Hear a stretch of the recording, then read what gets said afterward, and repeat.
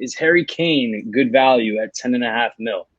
What do you guys think? Let's start with Gash. Gash, you look like you're ready to talk about Harry Kane. Yeah. I'm always ready to talk about Harry Kane. So the things I consider are, the prices of the other strikers around him. And, typically we were actually talking about this right before the show, but typically, it's really rare to have a striker at the highest price striker to be 10.5 million in the game. Personally, I think his numbers looked really, really good after the restart. I actually captained him a few times and helped me make up some ground in our mini league. I really like his play style in terms of he's a very much all-around forward and can do a lot of different things really well. My reservations about him are playing in a Mourinho team, so a team doesn't tend to score a lot of goals and will ask a lot defensively of everyone, including the striker.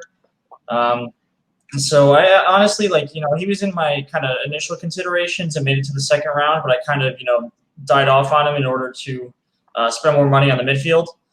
So for me, he is one of those players that is, pretty good value at 10.5 million. I mean, he consistently overperforms his expected goals and stuff. But I currently don't have him in my team, but he's definitely, one for me to keep an eye on. Word, yeah. C4, what do you think about that? I mean, first, I just want to take full credit. I still have the group message chat screenshots to show proof that I'm the one who convinced Gash to bring Kane into his team last year. But I was the pussy who didn't captain him, and that didn't end up going well. But I like Gash said, I think this year it's a little different. I remember in years past, it would be, okay, you have to leave room in midfield to bring in a premium striker. Whereas now this year, it's the other way of you leave room up top for a premium midfielder. And just with that low price of 10.5, and you're looking at who else is in that price range, I think personally, Harry Kane's the best option out of at least Vardy and him to start.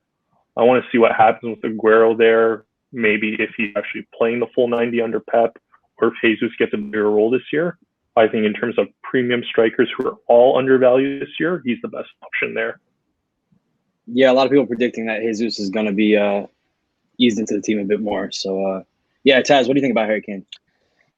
Basically, just going off from what he post-restart last season, he was the second in the league in terms of forwards in goals with 7 goals and 15 shots on target. Only Antonio did better than him. So coming off really in form, and Spurs are to start the season with an easier set of fixtures the first 8 game weeks. When you're looking at the fixture difficulty rating, it's hard not to consider him, especially even at a 10.5 million option. Like, it's cheaper, premium forwards cheaper this year, so you can always even downgrade him later on if you don't like him.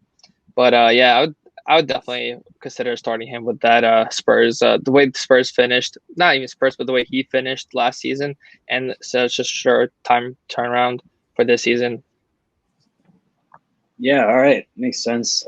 Kind of crazy that he's only 10.5. I think last year he was 12.5. Was he 13 before that even? He might have been 13.0, I think, 2 years ago. I think Aguero was the only one that really reached 13s around there. Okay. All right.